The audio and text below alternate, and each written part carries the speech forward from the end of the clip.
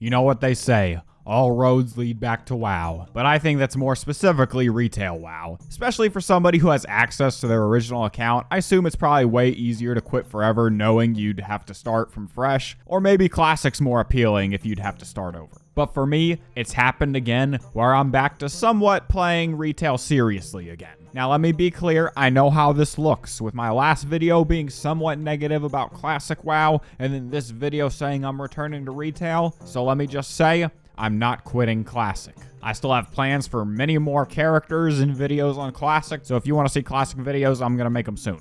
But today we are talking about retail and why I returned in 2023. And what brought me back to playing the game exactly? Well, actually a lot of things, but mostly a lot of things that came with patch 10.1.5. And this thing wasn't even a major patch. It was like a minor patch, but it had a lot of stuff in it that was really good. But sometimes, even when you have a bunch of reasons, you just need that one reason to get you to log on for the first time. And for me, that reason was because they added a skip straight to Garrosh in the Siege of Orgrimmar, and I needed those Tusks of Manaroth. And well, I don't have them yet, but I will. Okay, I will. And that finally got me to log on to the game. And I don't think Blizzard knows how valuable it is to have that one little thing to get somebody to log on to the game, and then maybe they'll start playing, because I was ready to start playing somewhat seriously again. But also, Blizzard, keep adding more stuff like that. So many people would run for these old mounts if they had skips to the end. Icecrown Citadel, Ulduar, Dragon Soul, Molten Core,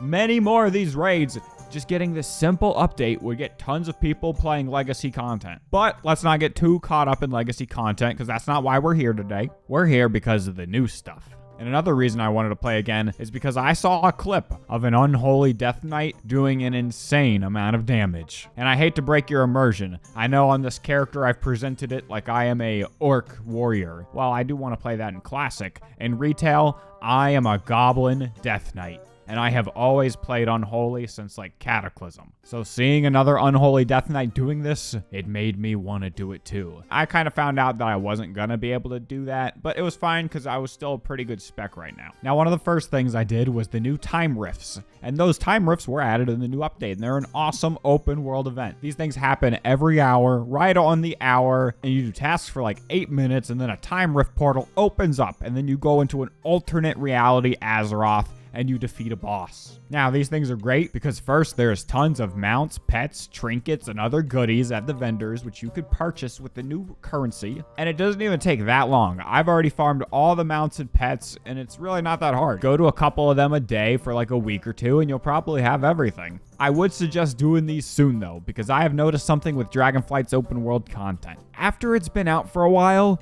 people kind of just stop doing it. And some of these world events are either really annoying to do alone or just not possible depending on your gear. Like for example, the Obsidian Citadel, nobody is here farming rep anymore because it's not the start of the expansion. And yeah, I can solo the elites here, but I also have a really high item level at this point, and it's a complete pain in the ass. So Blizzard, like, can you nerf these guys so it could be easily soloable? Even Zeralek Cavern, people aren't going to it as much anymore. But I really needed to start getting my character geared up because I wanted to do the new Mega Dungeon, and I wanted that new beautiful HD Gorehowl axe from it. So I started pugging some lower Mythic Plus keys, and man, it was complete hell. Everybody in Group Finder is stupid, and they want you to be 10 item levels higher than the gear that would even drop from the dungeon that you're doing. I was struggling playing solo, and I needed to figure it out if I wanted to get better gear. And honestly, this plateau and struggle to rise is probably where most people just stop playing the game. But I got a little lucky when I decided to look over at my guild chat. You see, I've been in this guild for years,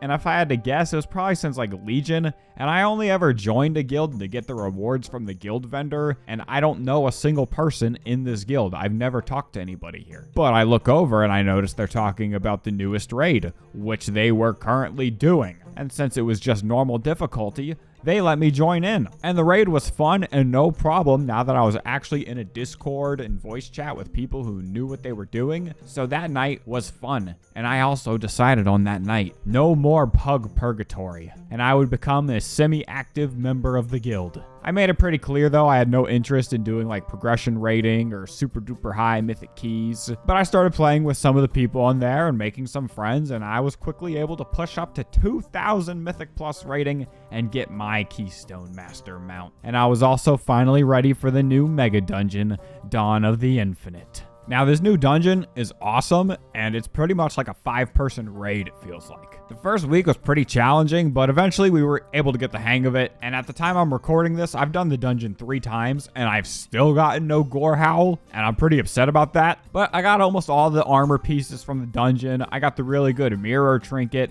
and I even got the Quantum Courser to drop on the first week. And if you don't know what that is, it's this thing that pretty much gives you a random mount that you don't already have. Now, mine wasn't the best mount. I got the Mechagon Peacekeeper, but, you know, I'll take it. I didn't have it. It's something I don't have to run every week anymore. But mark my words, I will get that new Gore Howl soon. And then I will also get the Tusks of Manaroth too. And then my Orc is going to look so awesome on the character select screen. But with all the new gear I got from all the dungeons and stuff I was doing, my item level was good enough that my guild leader let me join in on Heroic Raid Night. And let me say, bro, I really enjoyed the recent raid, Aberrus or Aberrus, I forgot what it's called, but it was actually way more fun than I thought it would be. Most of the fights are pretty enjoyable, there's no bullshit annoying mechanics, and it's pretty easy if you have a competent group of people. My favorite fight in the raid had to be Neltharion, just because, you know, it's Deathwing in his human form, and the fight itself was pretty cool, but I was able to get the sword from him,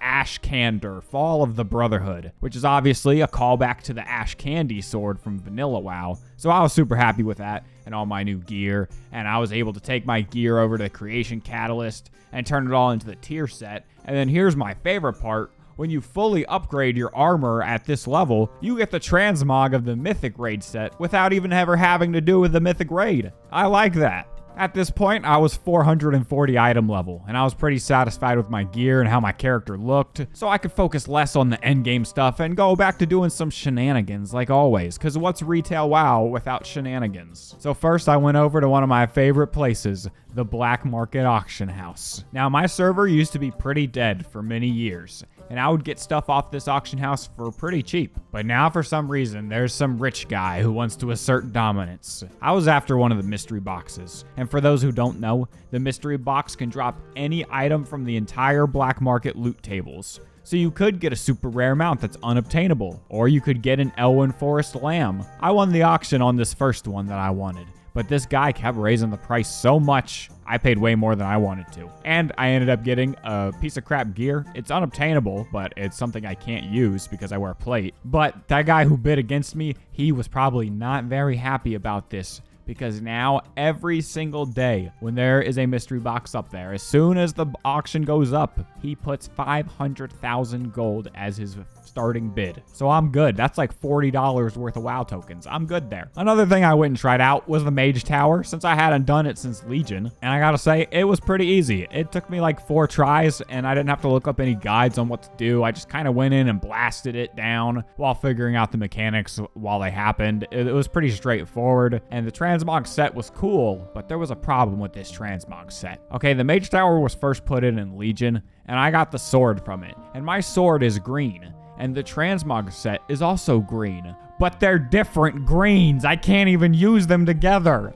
Why, Blizzard? Why would you do this to me? There is actually one more change in the game that I don't think as many people have been talking about, and it's something for the new player experience, and I think it's very good. New players are no longer forced to do Exile's Reach for their first character, and they're also not forced into the BFA story on their first character anymore. This is so good, I don't think people realize. It's needed to be like this for so long, because most of us aren't new players, so we won't notice these things. But I had a friend who wanted to get back into playing WoW, but he didn't have access to his original count, so he had to start over. Now, Exile's Reach was fine, whatever, but forcing them into the BFA storyline was where the problem started. Because the BFA story, the quests, they all suck and have no relevancy to today's WoW. And my friend who wanted to get back into the game, he didn't even make it to level 30, and he's quit the game, and he's just not gonna come back. And at this point, he already came back and quit, so there's almost no chance I could convince him to come back again. But I'm glad they did this. I hope they did it sooner, because I can only imagine